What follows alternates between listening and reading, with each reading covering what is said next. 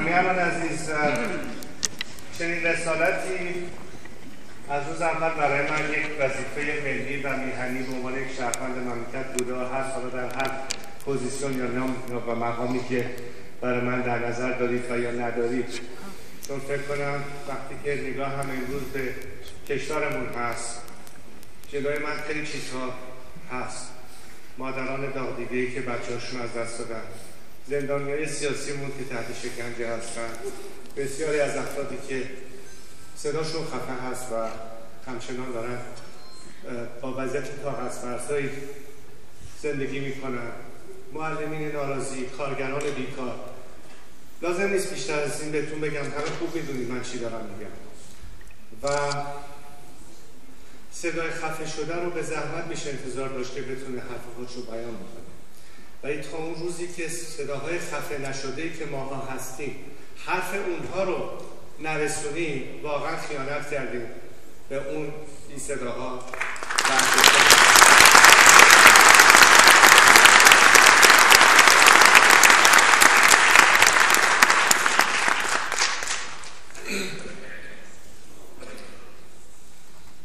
بنابراین اولا کمال افتخار برای من هست.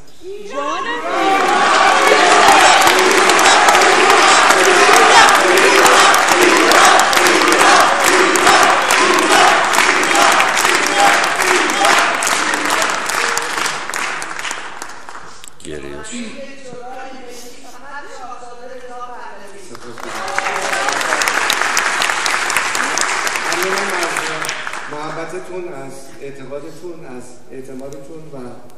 طبق مقرراتی که شورا و دفتر سیاسی مشخص خواهد کرد، مسلماً من با کمال افتخار این رسالت رو میپذیرم، در خدمت این شورا و اهدافش هستم و خواهم بود. چون همطور که شما میدونید به نظر من بزرگترین روز نه تنها زندگی من، بلکه فکر کنم شاید برای اولین بار در تاریخ کشورمون اون روزی باشه که بگیم برای اولین بار ملت ایران، مردم و مملکت سرنوشت و آینده سیاسی خودشون رو تعیین خواهند کرد از تحریک صندوق رأی.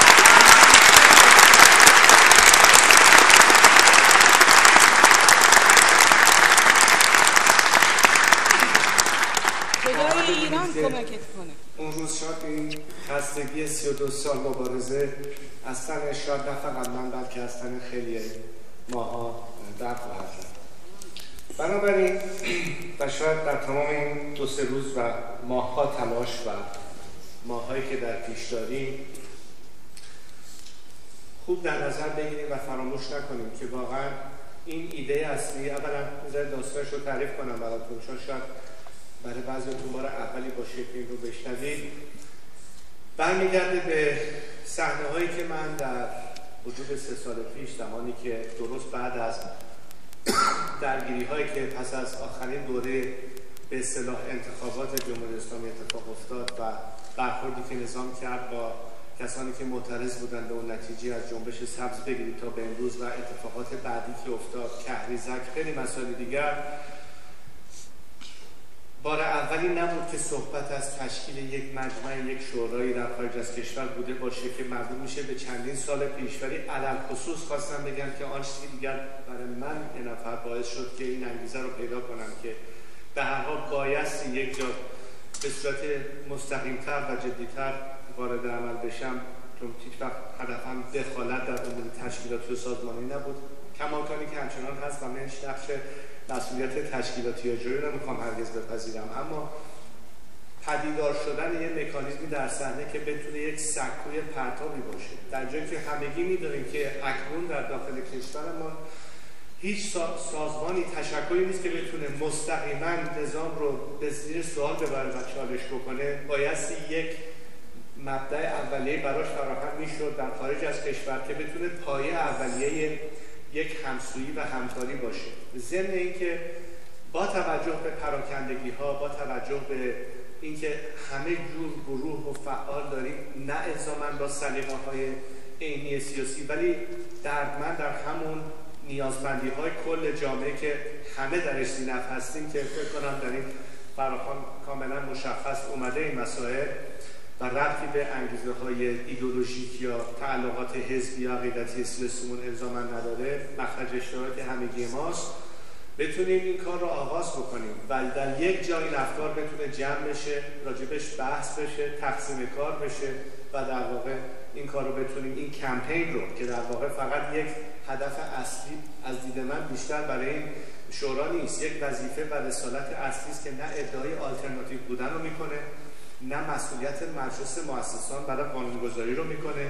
تنها چیزی که میگوییم این هستش که ما معرف یک فرایند دموکراتیک هستیم برای بازپس گرفتن یک حق به تصمیم گیری و حاکمیت مردم به مفهوم انتخابات آزاد و این رسالت رو به شکل داوطلبانه در خدمت مملکتمون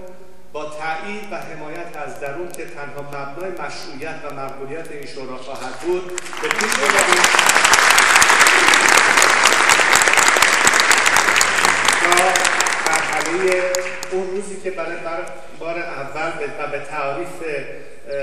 مشخص شده در کمیسیون بین المجالس شرایط برگزاری انتخابات آزاد یکشنبه فراهم بشه که در اون زمان نمایندگان منتخب مردم خواهند بود که در تشکیل مجلس مؤسسان و هر نوع مجمع سیاسی که بایستی راهزنی‌های لازم و اقدامات لازم و در ارتباط با تعیین تکلیف شرایط آینده سیاسی کشورمون بکنن به عهده اونا سپرده خواهد شد و اساساً رسالت این شورا به پایان خواهد رسید. بنابراین در این مسئله که هستیم مطمئن باشید که تمام این سالها من شخصا تمام تلاش‌های ممکن رو کردم که با تقریبا هر گرایشی که فکر می‌کردم به مفهوم دموکراتیکش میتونن متحد باشن به کارزار سیاسی از جریانات مختلف فکری، گروه‌هایی که طرفدار فدرالیسم باشن، گروه‌هایی که جمهوری خواه بودن، گروه‌های چپ، گروه‌های راست، گروه‌های مشروطه‌خواه، واقعا کسی یا چیزی نبوده به استثنای سازمان مجاهدین خلق که بیرونی باشون ارتباطی گرفته نشده باشه و حتی در رو باز گذاشته بودیم برای اصلاح طلبان سرخورده‌ای که امروز دیگر باور به تاکید و اصرار رو اصلاح کردن این رژیم ندارن و میخوان راه فراتری رو پیدا کنن در گذر از نظام و ملحق بشن به کسانی که مثل ما از ابتدا دموکراسی ها خواهان سکولار بودیم به عنوان یک آلترناتیو و بدیل سیاسی و مقابل این رژیم و بنابراین با این انگیزه که مطمئنا همه رو نمیشه داشت، همه الزاما ایستگاه اول سوار قطار نمیشن، شاید بعضیا بعداً ایستگاه دوم پیاده بشن، در حال یک مسیر شفاف و بازی هست که کاملا اینکلوسیو هستش، یعنی ما طالب مشارکت هستیم و به هیچ عنوان فلسفه ما بر مبنای حذف کردن و خودی بودن نداریم و این رو می‌خواستیم به طور شفاف بیان کنیم و از همه مهمتر از دید من برای بار اول یک کار از پایین به بالا قشری مردمی تولید کرده باشیم، نه یه حرکت الیتیست که یه عده خودشون رو تافته جدا بافته ببینن و همچنان بخوان برای مردم تومار ببندن یا اصل رو پیش بکشن. ولی مشارکت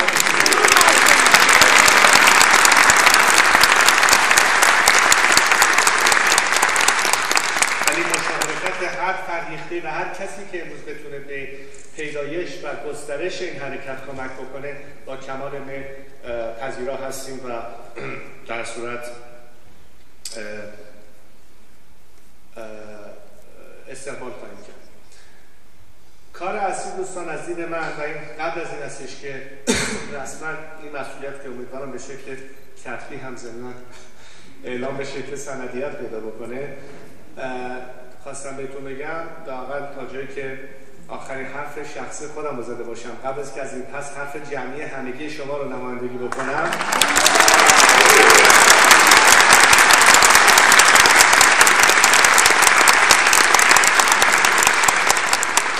تاکید بر کیفیت کار به فرم بروزش هست که امیدوارم که دفتر سیاسی و کسانی که بعدها خواهند تونست به این دفتر بپیوندن و گسترشش بدن و کمک بکنن، نه الزاما از طریق انتخابات بلکه خیلی ها رو شاید به صورت داوطلبانه بتونیم پذیرا باشیم. مهم بود که اولین مبنای کار لااقل یک مبنای قانونی و دموکراتیک داشته باشه، ولی هر کسی فردا بخواد ملحق بشه یا حتی داوطلبانه شرکت کنه تو کمیته های مختلف با کمال میل به شرطی که البته واجد یک شرایط مطلوبی باشن بر اساس چیزی که قطعا مشخص‌تر خواهد شد، من شخصا خیلی خوشحال خواهم بود که ببینم خیلی از کنشگران سیاسی که به هر دلیلی نتونستن لابد زبان نمیخواستن بتونن اگه بعدها خواستن تغییر نظر بدن و ملحق بشن این در برای اونها باز باشه که بتونن بیان. کار بهروز اساساً به دست این کمیته‌های متعدد و زیر مجموعه‌ها خواهد بود و فکر کنم مهمترین بخش کار حداقل میتونم بگم که 2 تا کمیته کلیدی خواهد بود. یکی کمیته روابط خارجی که تمام ارتباطات بین‌المللی رو باید تحت نظر بگیره که خیلی از اون لحاظ کار لابیینگ و به اصطلاح ارتباط گرفتن به خصوص با جامعه بین‌المللی چه در بخش دولتی چه در بخش پارلمانیش و احزاب سیاسی خیلی مهم خواهد بود. ولی از نظر هدایت و هماهنگی یک کمپین مقاومت مدنی در درون در بسیاری از تقسیم بندی های به اصطلاح سکتوری جامعه ما قطعا کار بسیار زیادی لازم خواهد بود و فکر میکنم از این لحاظ دوستانی که علاقه‌مند هستید به شکل اکتیو تو این نوع کمیته فعال باشید قطعا بدونید که گسترش این شبکه‌ها حالا چه در داخل چه در خارج بسیار کمک خواهد کرد و توانمندتر خواهد کرد کارمون. و در نهایت امیدوار هستم که ایرانیانی که اعتقاد به این برنامه دارند و امکانات مالی رو به خصوص میتونن در اختیار این شورا بگذارن بدونن که من به سهم خودم میخواستم برای بار دیگر تاکید بکنم که ما فقط و فقط رو امکانات ملی خودمون حساب میکنیم و هیچ کمکی از هیچ دولتی یا دستگاه خارجی نخواهیم پذیرفت.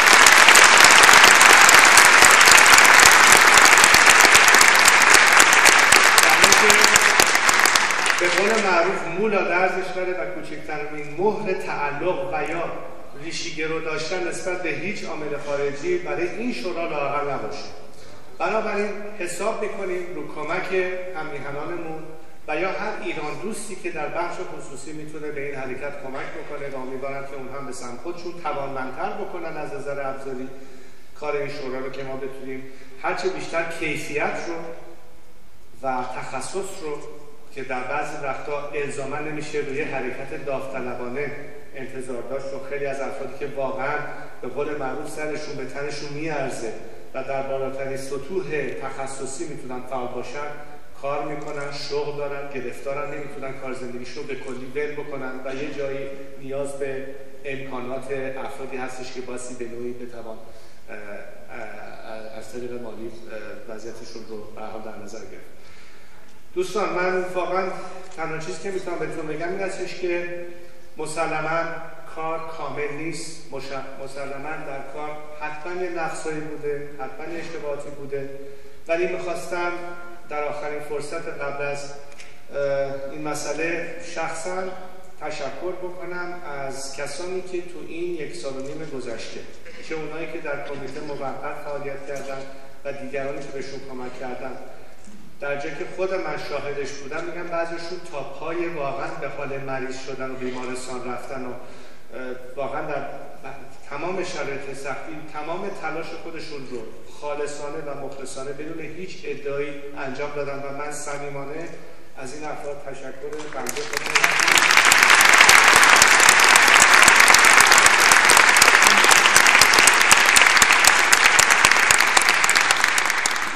و امیدوار هستم که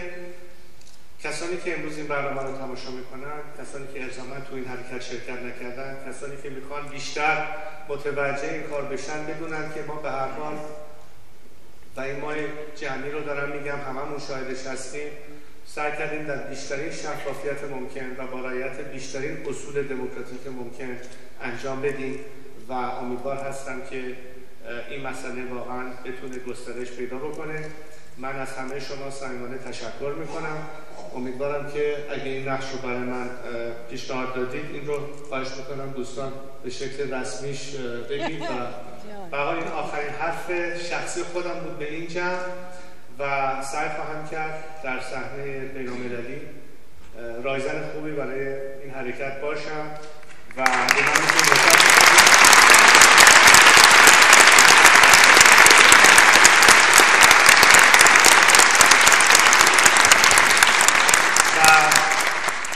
باشد که ما دو کار اساسی رو ضمناً به خودی و به جهانیان ثابت کرده باشیم که ایرانیان میتوانند علیرغم اختلاف سلیقه هاشون